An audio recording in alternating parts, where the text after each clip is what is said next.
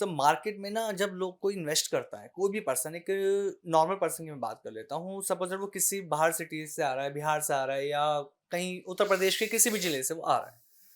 जब वो यहाँ आकर रहता है दिल्ली के शहर के अंदर, तो एक तो सैलरी बहुत कम होती है, जी। उनको तो ये है कि अगर 15 से 20 हज़ार भी मिल रहा है तो उनके लिए इनफ है, क्योंकि पता है उनको जहाँ वो रहते थे वहाँ इतना नहीं मिल पा रहा। हुँ, अब यहाँ उन्हें रूम रेंट देना, जहाँ वो रह रहे हैं 3 से हुँ, 4 हज़ार वो भी नॉर्मल है। हुँ। उन्हें घर पैसा भेजना सबसे जी, बड़ा उनके लिए जो चैलेंज होता है कि यार मुझे घर पैसा भेजना है। जी, अपनी फैमिली भी उसको चलानी है, जी, खाना भी, भूखा तो रहेगा नहीं। जी। अब 20,000 कमाने वाला बंदा यार आखिर कैसे इन्वेस्ट कर लेगा? वो कैसे प्लानिंग कर ले अपनी रिटायरमेंट की, कैसे वो बच्चे की प्लानिंग कर ले? वो हुँ, अपने लिए नहीं बचा पा रहा। सही कह तो रहे हो। कैसे वो माइंडसेट करे कि यार 20,000 है बट करना सब कुछ है, हुँ, मैनेज होना चाहिए। हुँ, कम सैलरी में सब मैनेज कैसे ईज़िली हो पाए? बिल्कुल। देखिए पर्सनल फाइनेंस के ना 4 पिलर्स हैं, ओके, ठीक है? जैसे पहला पिलर है budgeting. Okay, you have to be very harsh on budgeting. Okay. चाहे आप आज 15,000 कमा रहे हो, ये जिंदगी भर थोड़ी 15-20 हज़ार कमाएगा, ग्रोथ भी तो करेगा। तो पहला पिलर है बजटिंग का। ठीक है। आपको ये पता होना चाहिए कि अगर आप महीने में 10,000 खर्च करते हो तो आनापाई कहाँ जा रही है। मैं सन 2002 में मैंने कॉलेज चालू किया था, सॉरी 2000, हाँ 2000 में चालू किया था। 2000 में मैंने 10th पास करी। बॉम्बे में रूल होता है कि आप 10th के बाद कॉलेज चले जाते हो। अब कॉलेज चले जाते हो तो एक फील आता है कि आप बड़े हो गए हो, है ना। चाहे अगर आप 12th तक स्कूल में तो आप बोलते स्कूल में हूँ, वर्सेस आप बोलते हो मैं कॉलेज में हूँ। तो ये बोलने से ही एक फील फर्क पता चल जाता है। तो बॉम्बे में क्या था, 10वीं के बाद आपको स्कूल कॉलेज जाना होता है, 11वीं 12वीं को कॉलेज कहते हैं। First year of junior college, second year of junior, FYJC। तो मैंने साइंस लिया हुआ था। तो क्या उस टाइम एक्सेल नहीं था, मेरे पास कंप्यूटर नहीं था, कुछ नहीं था। तो मैं क्या करता था कि पर्ची रखता था। जैसे लोग नेम प्लेस एनिमल थिंग खेलते हैं ना, तो वैसे मैं एक पर्ची रखता था। वो पर्ची में मैं डेट डालता था, 1 जून, 2 जून, 3 जून, 4 जून।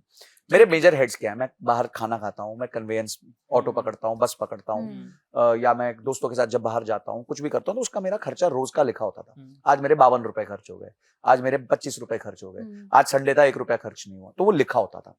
मैं तब से बजटिंग कर रहा हूं जब मेरी पॉकेट मनी 1-1.5 हजार रुपए होती थी। अच्छा, पॉकेट मनी 1-1.5 हजार में मैं बजटिंग करता था। ओके। तो ऐसा नहीं है कि आपकी 10,000 की इनकम, मतलब आप कमा रहे हो, 15,000 कमा रहे हो, 20,000 कमा रहे हो, तो बजटिंग क्यों नहीं कर सकते। ये एक पार्ट ऑफ डीएनए बन जाना चाहिए आपके। आज एक कंपनी जैसे हल्दीराम जैसी कंपनी, मैं हल्दीराम के एक प्रोसेस को कंसल्ट कर रहा था, कुछ काम को, हाँ, और मैंने देखा जो उनके मालिक हैं, अग्रवाल साहब, नागपुर बैठते हैं, तो उनके साथ मेरी एक मीटिंग हुई। वो कोई भी चेक काटते हैं ना, उससे पहले बोलते हैं मेरे को बजट में बता दो कहाँ है। ये कंपनी है जो साल का 8,000 करोड़ का सेल्स करती है। उसका मालिक बैठ के सिर्फ ये बोलता है कि मैं पैसे दे दूंगा, बताओ बोला क्या था कि कब कहां पे लगने वाला है ये पैसा, मुझे बता दो। ये क्या इसका अप्रूवल है कि ये बजट यहां लगने वाला था? नहीं जी, ये तो अप्रूवल नहीं है। तो क्यों यहां लग रहा है? क्या हो गई ऐसी विपदा आपदा की लग रहा है? और वो अमाउंट कोई बहुत बड़ा नहीं होता, 2 लाख होता है, 5 लाख होता है। एक 8,000 करोड़ कमाने के लिए 2 लाख कुछ भी नहीं है, परचूरन है। ठीक है, मतलब जेब में लूज चेंज है। जैसे अपन पैंट टांग देते हैं जिसमें रह जाते हैं 1-2 रुपए, 5 रुपए, 10 रुपए, ये उनके लिए वो अमाउंट है, 2 लाख रुपए। पर फिर भी वो उसका जवाब मांग रहा है। तो आप अपने पैसे से जवाब क्यों नहीं मांग रहे हो? तो स्टेप 1 आपका पर्सनल फाइनेंस का होता है बजटिंग, हार्श बजटिंग। कहां पैसा जा रहा है, क्यों जा रहा है। सेकंड होता है क्रिएट एन इमरजेंसी फंड। ठीक है, एक अगर व्यक्ति इंडिविजुअल है जिसपे परिवार का किसी तरीके का वो नहीं है, लायबिलिटी नहीं है, तो उसको उसके खर्चे का 6 महीने का एक एफडी उसके पास होना चाहिए। ये आपको बहुत ताकत देती है चीज। आप आज नहीं बना पाओगे, हो सकता है आपको 1 साल लग जाएगा ये बनाने में, पर ये आपके कॉन्शियस होना चाहिए कि मेरे पैसे में से कुछ पैसा जाएगा मेरा एक इमरजेंसी फंड क्रिएट करने में, जिसे हम रेनी डे फंड भी कहते हैं, कि कल को बारिश आ गई तो मतलब समय खराब हो गया, हाँ बारिश आ गई तो आप बाहर नहीं निकल सकते ना। तो इसी तरीके से जब आपके ऊपर फाइनेंशियल विपदा आपदा आ गई, जॉब चला गया जी, या फिर हेल्थ का कोई इशू हो गया, कुछ बैकअप अमाउंट हो, अगर आप परिवार के साथ हो तो 1 साल का रखोगे, ज्यादा अच्छा है, तो और कंफर्ट और कन्वीनियंस आ जाता है। अब आप बोलोगे संजय सर ये होगा कैसे होगा? बिल्ड करना पड़ेगा, अपने इनकम में से कुछ पोर्शन काटना पड़ेगा। ठीक है, और वो कैसे करोगे? जब आपके पास बजटिंग होगी। तो सारी चीजों की नींव जो है ना वो बजटिंग है। सेकंड हो गया आपका इमरजेंसी फंड। थर्ड स्टेप हो गया आई, विच इज इंश्योरेंस। आपके कल की सुरक्षा।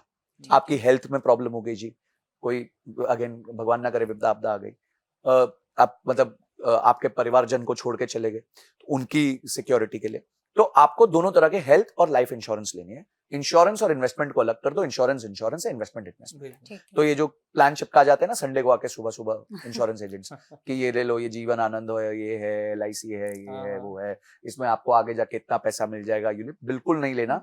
चुपचाप सिर्फ एक टर्म इंश्योरेंस ले लो, जो आपकी कमाई है उसके 20 गुना की। ठीक अगर आप आज 10 लाख रुपए साल का कमाते हो, 5 लाख कमाते हो, तो 1 करोड़ रुपए की इंश्योरेंस ले लो, ताकि आपको कुछ हो जाए तो आपके परिवार के पास आपके 20 साल की कमाई हो, वो पैसा रख के वो 6-7% के FD से भी अपना जीवन निकाल सके। बिल्कुल। ठीक है जी। तो ये तीसरी चीज हो गई पर्सनल फाइनेंस की। और चौथा हो गया इन्वेस्टमेंट। ठीक है। इन्वेस्टमेंट होती है गोल बेस्ड। हाँ। मुझे गाड़ी लेनी है 3 साल बाद, ये गोल हो ठीक गया, है। उसके बेसिस पे इन्वेस्टमेंट होगी। मुझे रिटायरमेंट चाहिए 20 साल बाद, उसके बेसिस पे इन्वेस्टमेंट होगी। मुझे मेरे बच्चों की दोनों की फीस करनी है, मेरे को उनको हार्वर्ड में भेजना है 20 साल के बाद, दोनों के 50-50 लाख रुपए लगेंगे, तो 50-50 लाख के हिसाब से आज इन्वेस्टमेंट प्लान कर लो। समय बहुत है आपके पास, 20 साल का समय है।